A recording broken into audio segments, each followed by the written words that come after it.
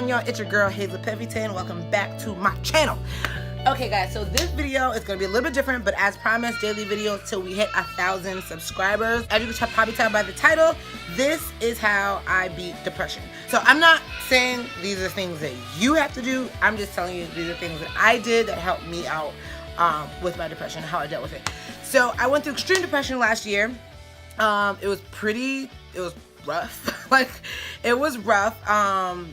And I pretty much kept the smile on the entire time. At least I tried, because if I didn't smile, I would cry. And I tell everybody all the time, like, you know, depression is real, but so is God. So God's bigger than your depression. He's bigger than your worries. He's bigger than your struggles. Give your problems to him and all will be well.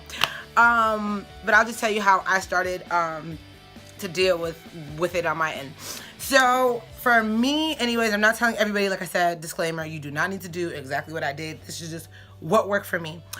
So I went on an extended fast. I felt like I was to the point where I didn't know what to do. I didn't know really who to turn to. So I went on an extended fast. At the time, my husband was then my boyfriend.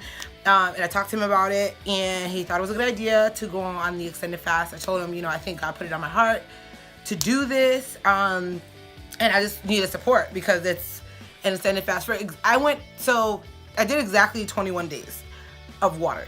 Like, so I know that sounds crazy. It wasn't for vanity reasons. It wasn't to lose weight, even though that was like a nice little side note on there that your girl got a little slimmer. But yeah, no, it was for clarity. When I went on my extended water fast, I wrote in a journal. It was this journal right here. I wrote in it every single day how I was feeling, things I wanted to accomplish on the fast. Maybe I'll put a page in here. Maybe I'll take pictures of some of the pages, and I'll just tell you guys some stuff. Like, and it's crazy because some days are just better than others. Some days I'm like, yo, I have so much energy. This is great. I decided to attack every single day with positive, even as honest as I could have been, because I was so depressed and angry, and I didn't want to write any single angry thoughts. I wanted to have 21 days of peace. I wanted to have 21 days with God. I wanted to sit down. I wanted to read the Bible. I wanted to get into the Word. And I needed help, so I asked for guidance from my friend Sasha. Shout out to Sasha. She helped me out tremendously. We got together all the time. Like, I want to say like once, like every couple of days, and we just sat down and read the Bible.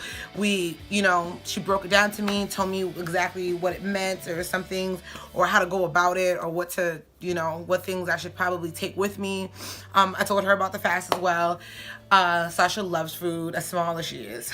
Homegirl loves to eat. So I think my fast was harder on her because she's such a good hostess. So every time you come over her house, it's like, do you want cookies? Do you want coffee? Do you want this? Do you want that? It's like, no, girl, water. Like, sip, okay? So that was cute. Shout out to Sasha again. But yeah, so it was just quiet time that I needed, because it was stuff I couldn't talk about. It was just stuff I didn't want to talk about, and I didn't want to be angry. So then I just decided, and it was a decision, like, and I still struggle with it daily, but I make a decision every single day to be happy, because what's the alternative? Like, what else am I gonna do? What else I'm gonna do? And at the time, I also I had a baby, you know what I mean? So I drew a lot of my happiness from her and watching her grow and being so happy that she was here. But there was things that I wish wasn't happening at the time. So yeah, I'm not telling everybody they should fast. Maybe you should do 1 or 2 days, but like, and even in the Bible, I don't even think people do some crazy fast like that. Like, it was a lot of emotion. There was a lot of things going on. But yeah, so even today, like I said, I draw from my daughter, I draw from my friends, I draw from people that I love. And I just make a decision every single day to be happy, because it's not as easy as it sounds, but it can be done. And you're not doing this alone, because you're not in this alone. You have God. If you can't rely on your friends, and you can't rely on human beings, then don't. Like, you can't. And I feel like nobody knew what I was going through. I couldn't talk to anybody about what was really on my mind, because then I would just sound like I would just sound pissed. Like, and that doesn't help anybody at all. It's not gonna help your outlook on life. It's not gonna help. You're not acting like yourself. You're not being who you are. So yeah, so I would suggest, if I was to give suggestions out, just try like a couple, like a day or two but when I approached the fast, it wasn't like I had to be conscious. So like, I wasn't telling every single person. I only told people that were close to me, because it's awkward when you're not eating at events, like, or multiple events. Like, if you keep seeing your friends, or it's something you do that you have no idea how much, like, I don't want to say I made food an idol, but it's just something you do. It's social, so you're not doing it. It's just really, really hard. But it was intense because that's how deep my depression was. So yeah. I just decided to be happy every single day. Even now, my husband and I, we continuously try to either read a book that's self-motivating, try to listen to podcasts that's all about self-love, positivity, and things like that. I would suggest pick up a book. Like, I picked up the Bible. I think that's a great book. But I mean, pick up a book. There's other things you could do to occupy your mind, expanding your mind and seeing what your body can do, and really deciding to be like, I'm gonna be in a great mood today. I'm pissed, but I'm gonna decide to be like, nothing is gonna bother me. And you would be surprised. It's a lot of the law of attraction. Like, I kid you not. What you put out into the universe comes back to you. So if you are like, I don't want to feel like this anymore, then stop feeling like that. Stop feeling like that. That's it. Just make the decision. It sounds almost crazy, like what I'm supposed to just not be pissed off. And it's like, yeah, that's exactly what you're supposed to do. Just cut it out. Just cut it out. And then everything that you put out, your vibes. You ever see somebody just walk in a room just like, what's up? What's up? Like, hey, everything's good, because it's good, and it's gonna remain that way, because those vibes you put out come back. Oh, anyway, fast forward. I think I did that. What month was that? That was in January. February, March, April, May. Yeah. So that was in January. By